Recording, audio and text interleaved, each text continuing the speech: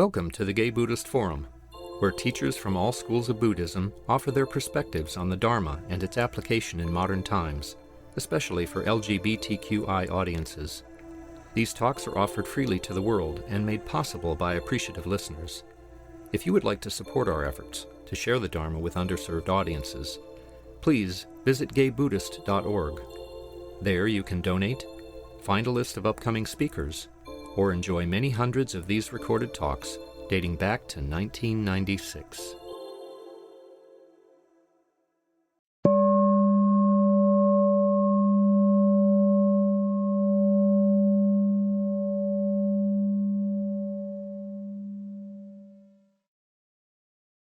Okay, welcome back, everyone. A few people have joined since we started. Anybody here for the first time or returning after a long absence? You just tell us your name. I'm here for the first time. My name is Philippe. Philippe, nice to meet you. Welcome. Thank you. Anybody else new, returning? Anybody online new or returning?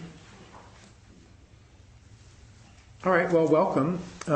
It's our custom to go around the room and say our names in the room. So my name is Richo. I'm Brad. Philippe. I'm Richard. I'm Susan. Ron. Jack.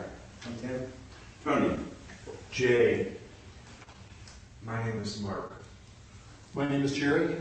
Stefan. My name is Ray. Matthew. I'm John. My name is Henry. I'm Dave. Welcome, everyone. All right, well, I'll introduce our speaker for today. Dave Richo is a PhD. He's a psychotherapist, a writer, and a workshop leader. He shares his time between Santa Barbara and San Francisco, California. Dave combines psychological and spiritual perspectives in his work. His latest book is ready, How to Know When to Go and When to Stay. We also have some supporting documents in the room for his talk, and I'll share them on the screen, but I also emailed them to folks online so that you have them should you want to refer to them locally. Give me a second while I switch the camera over to and turn it all over to Dave. Okay, thanks for inviting me, and welcome everyone. It certainly happens in the course of life that some people hate us or hurt our feelings. And it would then be important, as part of our Buddhist practice, to be able to have a response that's in keeping with loving kindness. So that's my topic. First of all, what do we mean by hate? Hate is malicious rage with ill will and an insatiable desire to hurt you or get back at you. With that definition, a healthy person would never hate. I saw a press conference once with Nancy Pelosi, and as she ended the press conference, and as she was walking off the stage, one of the reporters said, "You hate Donald Trump, don't you?" She came right back to the microphone. She said, "I don't hate anyone. I'm just hoping he changes for the better." Another time I saw a film with Morgan Freeman as a detective. Don't remember the name. But it was about a serial killer. And when he finally caught up with this serial killer, the killer said to him, he said to the killer, why did you do this? And he said, because I hate so-and-so, or hate women, or hate something. And then he said, don't you hate people? And Morgan Freeman said, I never hate. That's when I first got the idea, you couldn't really be healthy and have integrity if you hated, because built right into the definition is giving yourself over to the shadow side of our human nature. You can be angry at someone, but when it crosses the line and becomes hate, it's no longer healthy. What do we mean by hurt your feelings, which is the other half of our topic? People might shame you in front of other people, be sarcastic, ghost you, show that they strongly don't like you, but in a way that feels hurtful to you.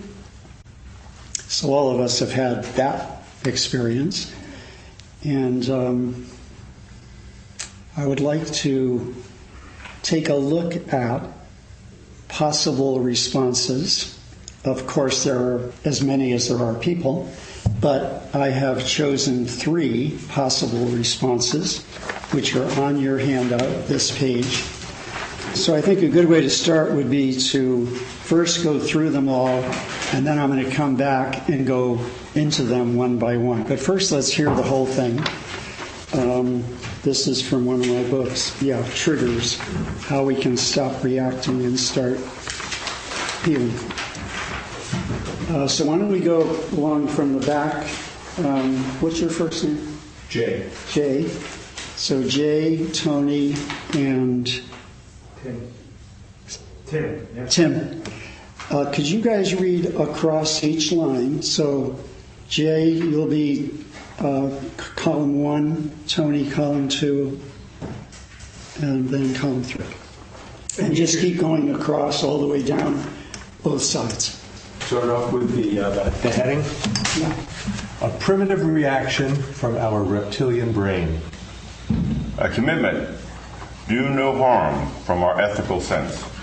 An expression of unconditional loving kindness from our spiritual consciousness. We hurt or hate back. We do not hurt or hate back. We do not hurt or hate back. We go one step further and do good to those who hurt or hate us. This may simply mean goodwill toward them while wishing them the best without further contact. In all this, we hold an intention to forgive. We copy the other person. We act in a new way. We show heroic love. We become aggressive, actively or passively. We retaliate to right the wrong in accord with the street rules perspective. We act in accord with ethical principles and a commitment to nonviolence. We act in accord with teachings such as the Sermon on the Mount or the Buddhist practices of loving kindness. Adrenaline, testosterone-driven, ego-saving reaction. Oxycontin, heart-motivated sense of respect for all people. Oxytocin, heart oneness. Ego-based, for example, fear-based. Humanism-based. Love-based. I alone am important. You are important too. We are deeply linked. Win-lose. Win-win by 2 people. Win-win by 2 connected individuals. This is giving in to our dark side. This takes ethical consciousness and ongoing practice. This takes an openness to grace and a commitment to the ongoing practice. We are like the guys in the Godfather movies. We are like Mr. Rogers or Atticus Finch. We are Christ or Buddha in the world of today. We hear an Avenger's voice. Do it too. We hear the mediator's voice. Don't do it. We hear Michelle Obama. When they go low, we go high. We enjoy the sweetness of revenge, gratify our ego, and are glad we can look good in the eyes of our gang. We grow in self-respect because we are remaining true to our standards of kindness and evolved consciousness. We love ourselves and all beings. We move toward enlightenment, transformation, and what we want that for everyone. Okay, it's pretty obvious. Anybody have immediate reactions or reflections or questions? We have three choices. You can go with that primitive reaction that is in all of us. It's our inheritance. It's in the DNA of our particular gene pool, going all the way back to cave people times. Just retaliate. And it was, of course, meant for survival purposes. They didn't have mediators, they didn't have lawyers, they didn't have courts. The only thing you could do is retaliate. That's still in us.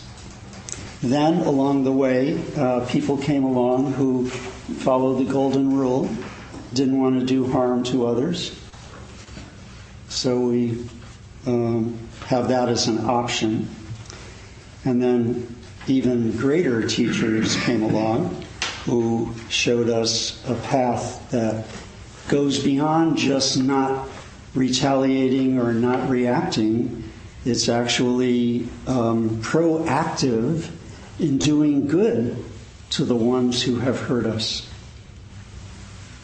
So when the Dalai Lama says, when he was asked the question, well, do you hate the Chinese? He says, no, I don't hate them.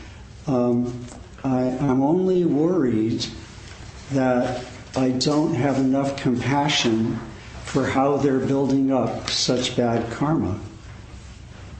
That kind of a voice is far removed from cave people times, and it's even far removed from good guys who follow the golden rule. It goes the extra step.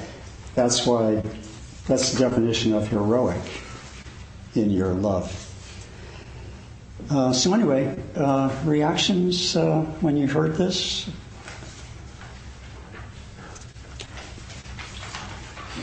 Jerry. So the second column is kind of what we're taught to do. And in the third column, I found really interesting because we can, like the second one, we do not hurt or hate back. But then the third one, we look at, we do not hurt or hate back. We go one step further and do good to those who hurt or hate. And that's really action. And I like the line is, this may simply mean goodwill toward them while wishing them the best without further contact. And sometimes we just say, we kind of go, okay, that's it. I'm not going to say anything more. But the third one is, I have a right to say, I don't want to have connection with you anymore. And which you're not doing out of retaliation or the silent treatment. You're doing this because this just no longer works, but if it changes in the future, I'm open to renegotiating. Yeah. Yeah, I hope I'm speaking loud enough. I'll repeat your question.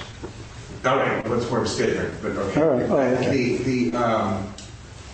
I'm kind of one of the blocks that resonated is we hurt or hate back. Yeah. And that's what I think about. I mean, I want to fess up that I think I hold that hate. There's certain politicians who I feel that way about, just to be blunt about it. But I don't do anything. My action, it's not an action. It's just inside my head. So, but I'm striving to be the third column. But I just want to say I recognize myself in the first column. Okay, so the thought comes into your mind, and it comes into all our minds. And all that matters is you don't act on it. Okay, that's great. Good. Well, I mean, you might act on it regarding the political figures by not voting for them. Other things that struck you? Any of these bring up anything?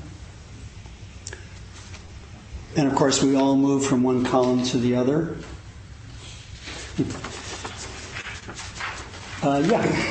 Something I think about when I see the first column is that we have a lot of cultures in this world that are referred to as honor cultures, so that if a person outside of the family or sphere injures someone within the family, they are honor bound, they're duty bound to eke out some sort of revenge as a means of defending the person who has been hurt. Whose honor has been bruised. Right. And of course, honor there simply means the enthronement of ego. Shakespeare noticed this. He says, "Can honor set a leg? What good is honor?" Honor in the sense that he's describing. Yes, there are whole cultures that remain in the first column, even though they might also have a religious orientation.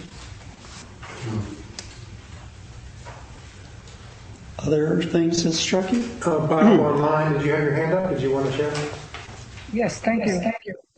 It occurred to me that if someone is really into a period of hatred and wants to act on it, you're doing something kind to him might really piss him off. Well, that wouldn't be our motive, but... No, not the motive, but could be the result. Yes. Yeah. Our motive here is, how can I be Buddha in the world of today? How can I give Buddha a chance at another lifetime?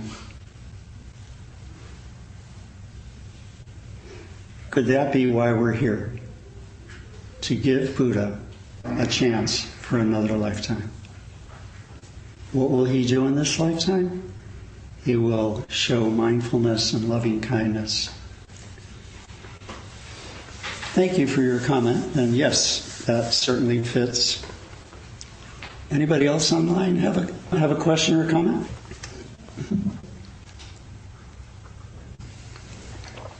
Okay, so in the first one, of course, you just do as you've been done by. You just hurt or hate back. And many of us were brought up to be like that. Or another way of saying it is, I need to sort through what I was taught and ask myself if there are new options that fit better with my becoming a person who can show heroic love. Do I want that? In the second column, as Jerry said, we were taught in school, public or private, don't hurt back.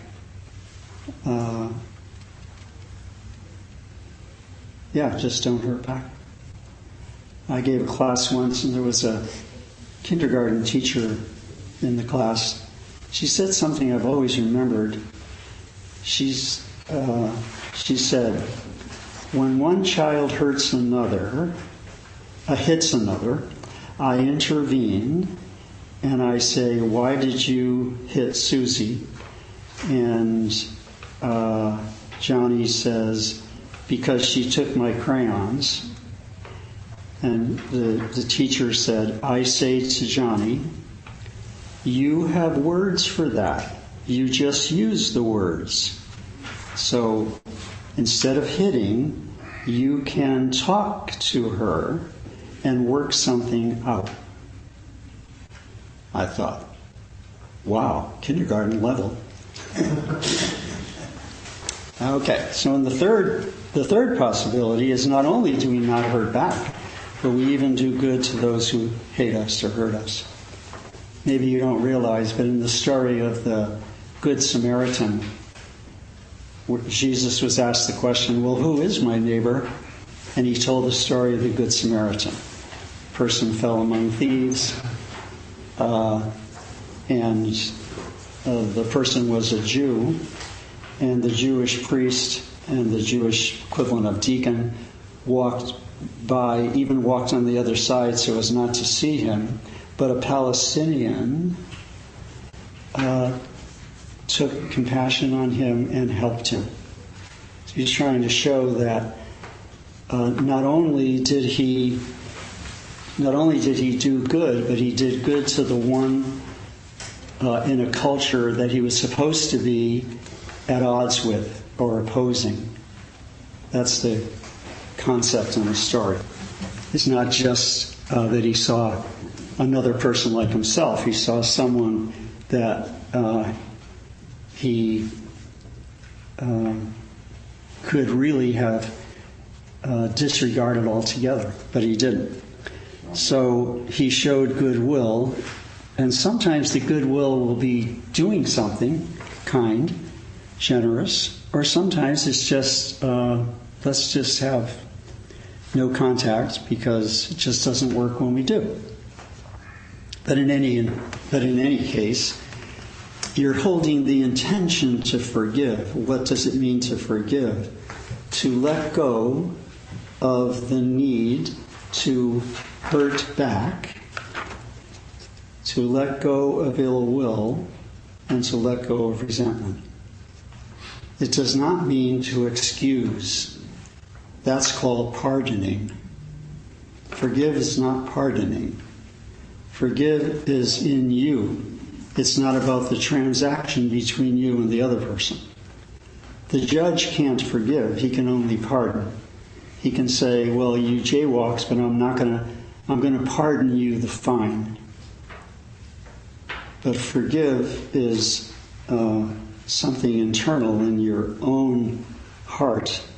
It's a change in how you see the other person.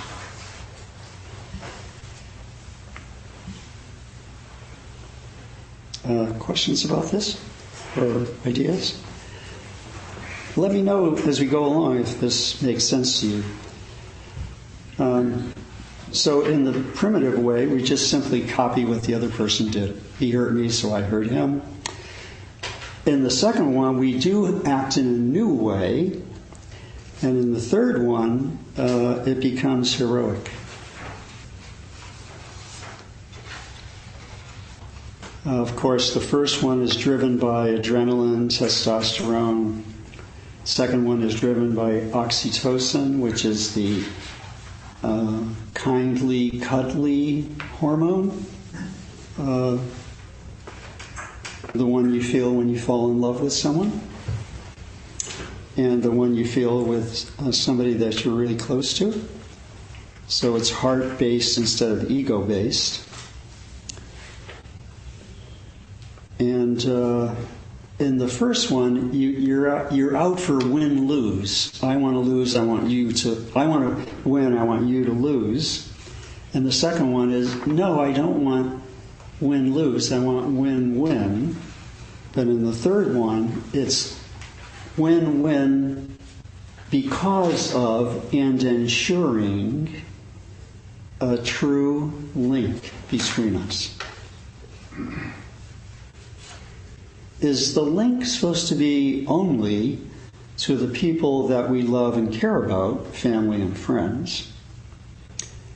Well, from the Buddhist perspective, we have a new option, which is in our loving kindness practice.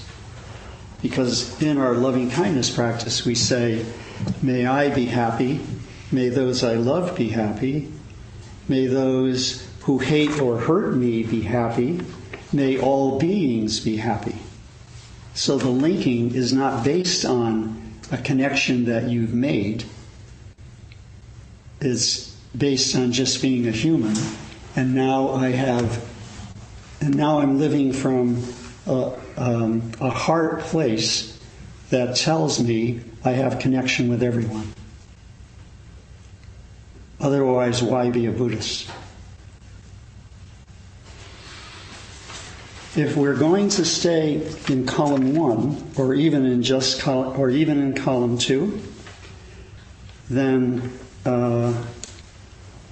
we're not taking advantage of the wonderful possibilities that come to us when we follow the Dharma. The greatest gift mankind has ever received. A true grace. What is grace? The gift dimension of life. Being given something that you didn't merit or didn't work for.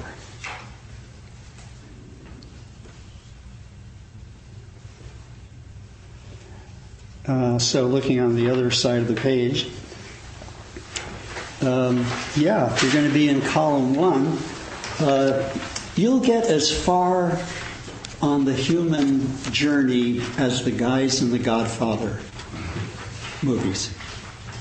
That's how far you're going to get. You'll win a lot. You might wind up rich. You'll have the joy of revenge. But if you go to the second column, you're going to get where Mr. Rogers and Atticus Finch got to. And in the third column, you'll be with the saints and bodhisattvas.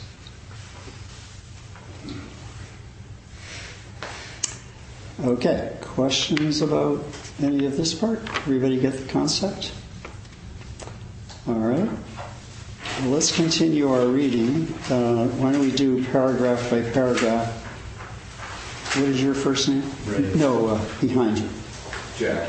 Jack. Okay, start with Jack and go across, and then we'll come back this way. Note that the far right column is counterintuitive. We're acting from our evolved higher self, not from our habit and speech of ego.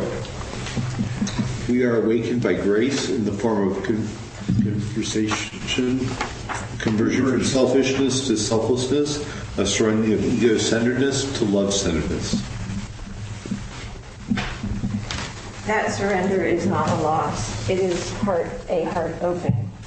It is a response to our inborn impulse towards connection. That impulse shows us that in our deepest identity we are love. Thus, our loving kindness toward all beings is a manifestation of who we really are. Do good to the one who has injured you. Tao Te Ching, 63. Love your enemies. Do good to those who hate you. Bless those who curse you. Pray for those who mistreat you. Luke 6:27-28. One act of retaliation burns to the ground a whole forest of merit. Dhammapada. Okay, thank you all. So yes, the third possibility, the one that reflects our Buddhist practice, is counterintuitive. Why would I want to do good to the one who hurt me? Or another way of saying it is, a complete conversion has happened in my mind, body, heart. I have switched from the ordinary street version of dealing with people, and I'm acting in an entirely different way. And this way is the way of saints and bodhisattvas. And I'm certainly not one of them, but I can act like them when I'm hated or hurt. And of course it comes from, it all revolves around the sense of connection. So you wouldn't want to do any of this if you didn't begin there, that we're all connected. And that in our deepest identity, we are love itself. What is love? A committed, caring connection.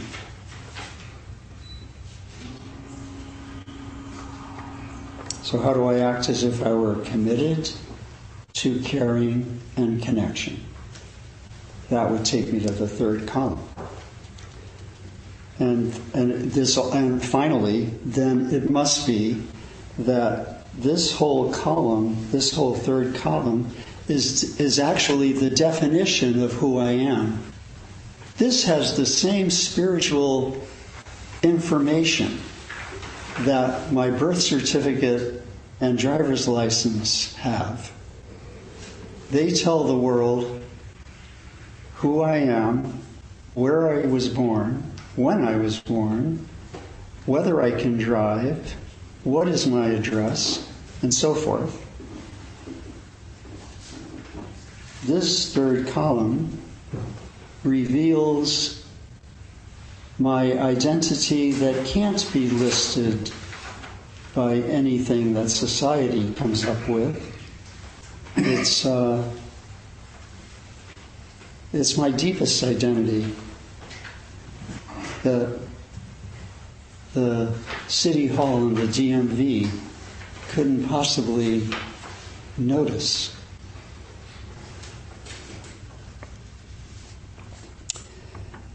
Then I give 3 quotes because I wanted to show that the same teaching is in a variety of traditions. So what's in the Tao Te Ching, which is the Taoist spiritual perspective, is the same as what's in the Christian gospel. Do good to those who have injured you is the same as do good to those who hate you. And also there are quotes in the Quran that say the very same thing.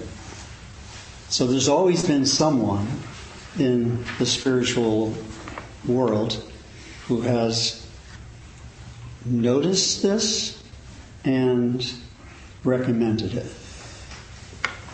And then we have the Dhammapada is a collection of Buddhist sayings and quotes.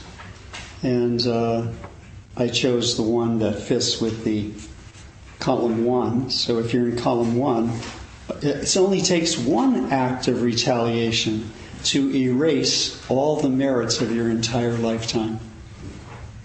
That's the quote from the Dhammapada.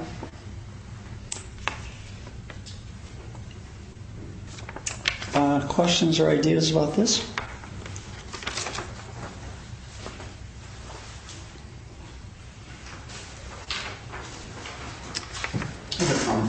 Yeah. I love the quote of Nancy Pelosi in that moment that you referenced. I think she said she prays for the president. Oh, okay. Yes, that's right. It's so interesting to see her truer spiritual nature. Yeah. Sort of embodied. That's right. She said, I pray for him every night. But she was really speaking from her core, it seems. She really was. Given all that her driver's license might say about who she is. In an environment where we don't expect any of that at this time. Yes, it's an unexpected miracle when it occurs. And even when Michelle Obama said, when they go low, we go high. These are enlightened moments.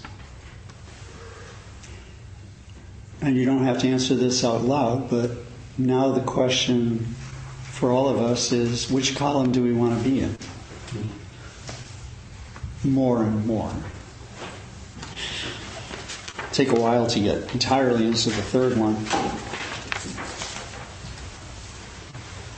This also shows that it no longer matters what actually happens, and it no longer matters how people are going to treat us, because we come from a standard. What is this standard? It's the one we found from this guy right here, from Buddha. He has a dharma, a teaching that he has presented. What does this teaching say? It says what's in this third column. This is hard to, we answer, but this is hard to do because this is contrary to how I was brought up, what I automatically do by impulsive reaction. And of course his answer would be, you have 3 places to go that will help you. The 3 refuges. Me, the Buddha, the Dharma, and the Sangha. The Buddha, of course, is not only the historical person who lived in 500 BC, it's the enlightened nature of all of us. The Dharma is the teaching, and the Sangha is this group right here. The group of practitioners. What are we practicing? Mindfulness and loving kindness. Okay, any final questions on any of that? All right, so if you take your other handout, which is a yellow card, and the people online have it also. Do we have someone online who, would you choose someone, Grisha, online to read this out loud? You want to read this out loud, please? Oops, I got the wrong document. One second.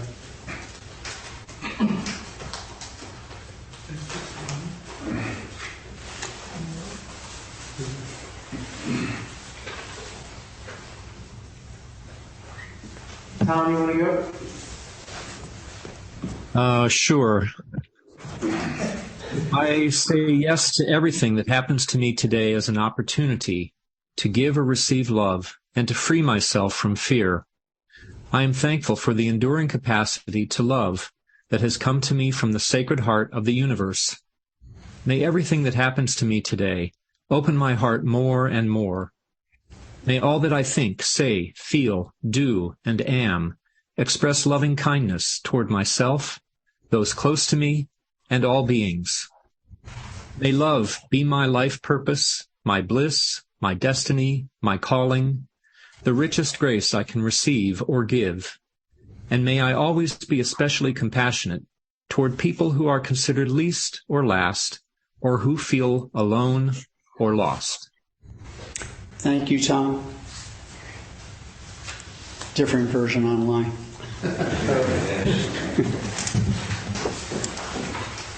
So, beginning with the saying of yes to everything that happens, but there are no longer happenings, because now everything is an opportunity.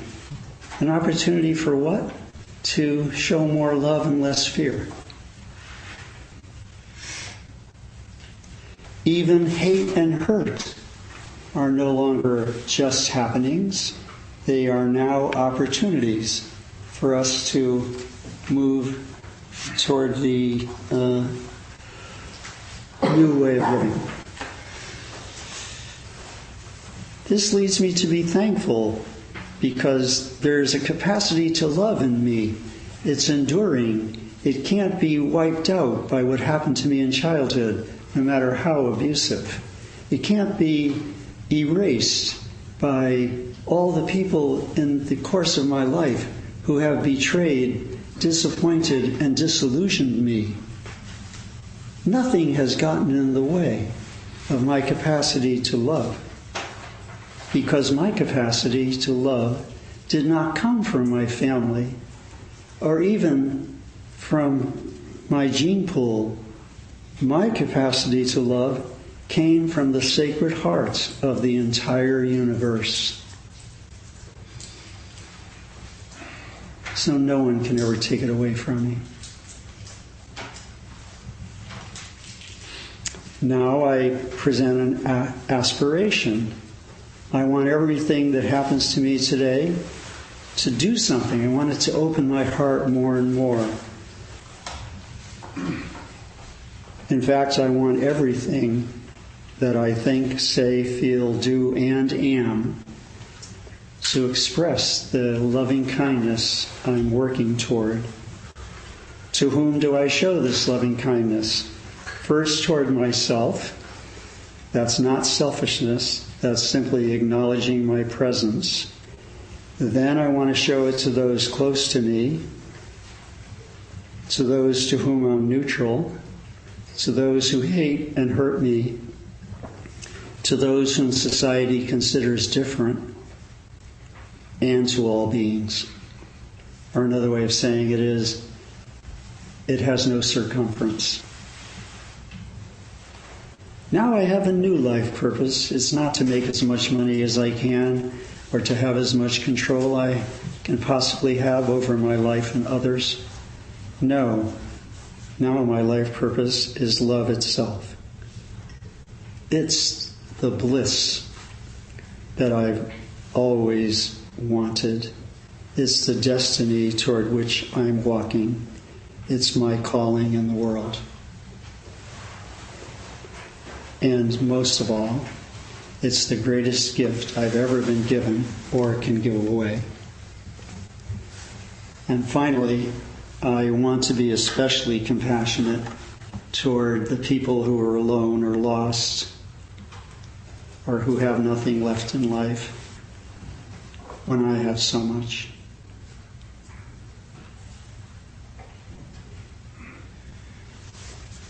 And by the way, I use this as my morning affirmation, and I recommend it to you to use in the same way. And I have extra ones, which I'll put on the table in case you want some for friends. Okay, any final comments before we wind up? Well, I'd like to end with a sonnet by Shakespeare. This is number 116. Let me not to the marriage of true minds admit impediments.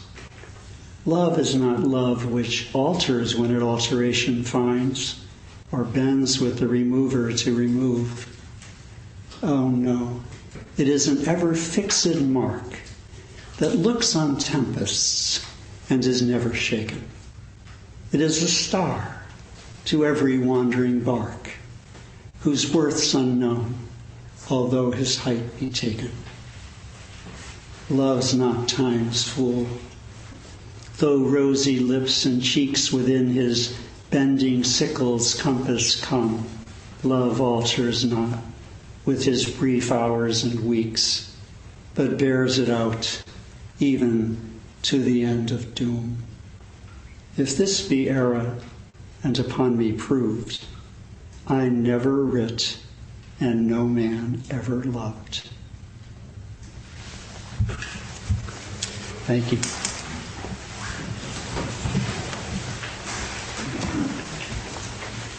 Okay, thanks very much, Dave. And right now, it's time to just ask our host to make an announcement. Go ahead. Welcome, everyone. Today, enjoy the company of the Sangha. There are refreshments and hot water for tea, and if you use a cup, just place it in the sink, and I'll take care of it. I'll be going around with the Donna Bowl to accept contributions to cover our expenses. Your generosity is appreciated. Donations in the range of $10 to $20 help the Sangha meet its expenses, which include honorarium for our Dharma speakers, rent for this beautiful center, monthly dinners we prepare for Market Street Youth Services, and our quarterly newsletter mailed mostly to people in prison.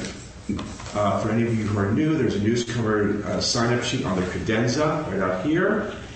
And if you wish to be included and receive our summer membership directory, please sign up and include contact information you wish to share with the group. And then lastly, some of us go out for lunch afterwards. Everyone is welcome. The group meets the front door around 12:30. So welcome. Great. Any other announcements? Just tagging on to that, if you should have received an email with Dave's documents from today. So if you didn't, then you're not on the email list, so you might want to get on there. So that's one thing. John, do you want to tell us the good news? Yes. So the board has asked me to share with you some really exciting news that has been over a year in the making since before we revamped our website. George Hubbard has been religiously archiving our talks going back many, many decades to 1996. And so we now have over 770 talks on the website. And what we have done is converted those into a podcast. So you can now use your favorite podcast player, iTunes, Spotify, Google, any of those, iHeartRadio, whatever you listen to podcasts on, and you can subscribe to that. And what that allows you to do is they will automatically download to your phone. You don't have to keep going back to the website. And in fact, on the website, we have a new, the audio page has been renamed to podcast. Soon it'll just redirect there. So I put that in the chat. And Richo, let's start using that in the future as the link. But the big difference there that you'll see is that we now have the image of the speaker, and a description, at least going back over the last year, a description of each talk. So you can kind of peruse through and see which ones you want to listen to if you haven't, been sitting with us at every single one of them. And so, for instance, Dave Richo has spoken now 11 times. We have 11 recordings up of Dave. And it also allows us to do things like add links to their website. So you can go buy Dave's book, when you log on there. So, and I just really want to thank George for keeping this live over the years, and Henry for helping me like. George, do you want to add anything? Thank you, Tom, for taking this up and giving talks even wider distribution now. It's a great gift. Yeah. We're already seeing traction in countries all around the world on the stats. So who knows where it'll lead. And that's it. Cool. Thank you. Exciting news. Yay. All right. Any other announcements? Oh, yeah. Just a question for Tom. You were asking for volunteers to listen to the talks and come up with a short summary, or do you still need people to help out with that? Yes, that would be great.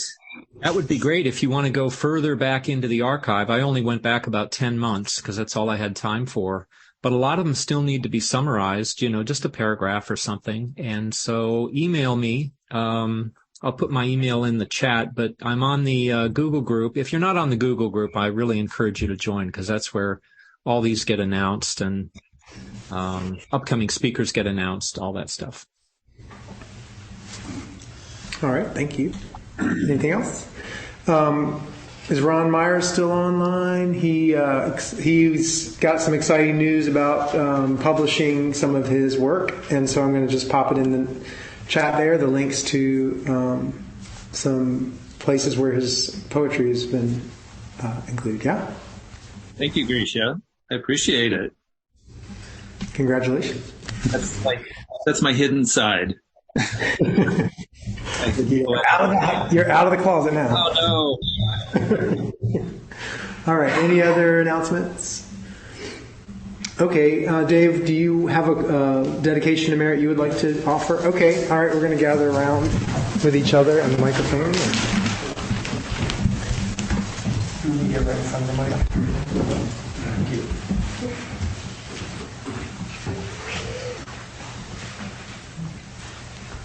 By the power of this and of all our practices, may we greet the all-encompassing dawn of love and wisdom, and always be loyal to those who are still lost in the sunset of fear and craving.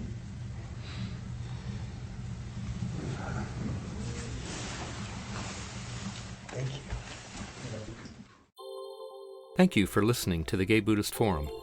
If you would like to hear several new talks per month and be notified of upcoming speakers so you can participate live, please subscribe to this podcast, like us on Facebook, and join our mailing list by visiting gaybuddhist.org.